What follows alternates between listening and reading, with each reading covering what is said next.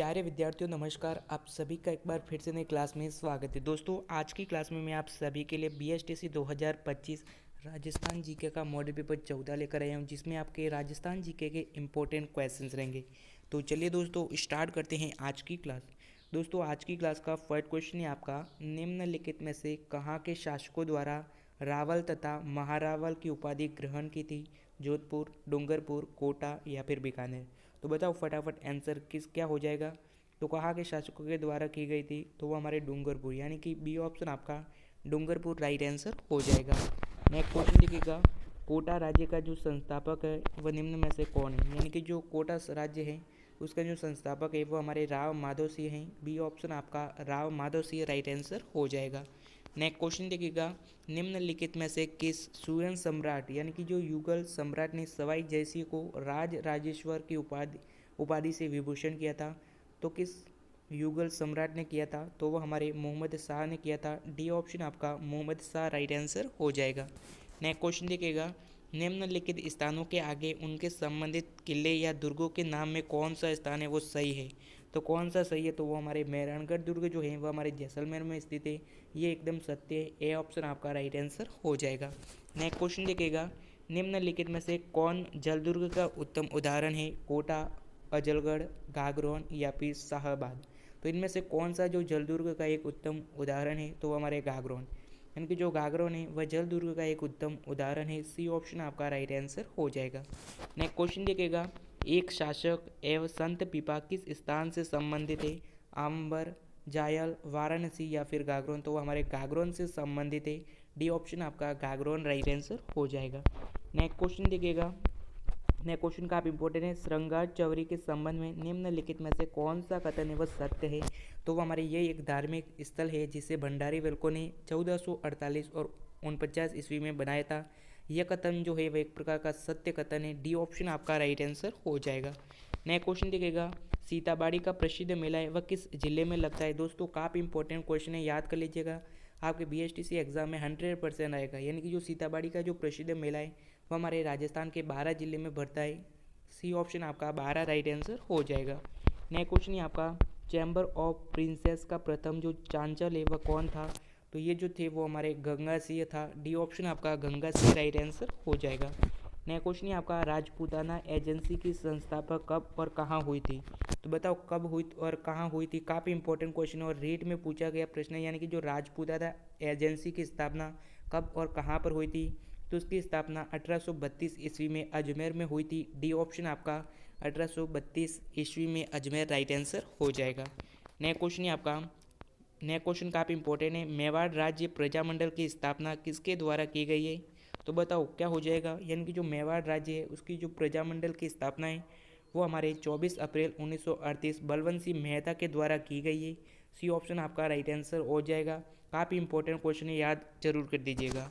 Next question है आपका, अगला क्वेश्चन देखिएगा, निम्नलिखित में से कौन सी घटना को महात्मा गांधी ने डायर के कृत्य से दोगुनी विवश कांड बताया था? तो किस घटना को बताया था? तो वो हमारे निमचाना घटना जो मई 1925 को हुई थी उसे बताया गया है। ये ऑप्शन आपका राइट आंसर हो जाएगा। नेक्स्ट क्वेश्चन देखिएगा, प्रसिद्ध जो एंकी आंदोलन का नेतृत्व है वह किसने किया था? दोस्तों काफ़ी इंपॉर्टेंट क्वेश्चन है, याद कर लीजिएगा। यानी कि जो एंकी आंदोलन हुआ था उसका जो नेतृत्व है वह किसने किया था? साधु सीताराम, मोतीलाल तवाजन, गोविंद गिरे या फिर केशर सिंह बारहट। तो बताओ फटाफट आंसर। यानी कि जो प्रसिद्ध एंकी आंदोलन है उसका जो नेतृत्व है वो हमारे मोतीलाल तजाबत ने किया था। बी ऑप्शन आपका राइट आंसर हो जाएगा। नेक्स्ट क्वेश्चन देखिएगा, नव राजस्थान को राजधानी का मुद्दा हल करने हेतु एवं कमेटी का गठन है वह किया गया था, जिसका अध्यक्ष है वह कौन था? तो इसका अध्यक्ष बा आर पटेल था। सी ऑप्शन आपका बा आर पटेल राइट आंसर हो जाएगा। नेक्स्ट क्वेश्चन देखिएगा, क्षेत्रफल से राजस्थान का जो जैसलमेर जिला है वह धौलपुर से कितना गुना बड़ा है? तो वह हमारे 12.67 गुना बड़ा है। सी ऑप्शन आपका राइट आंसर हो जाएगा।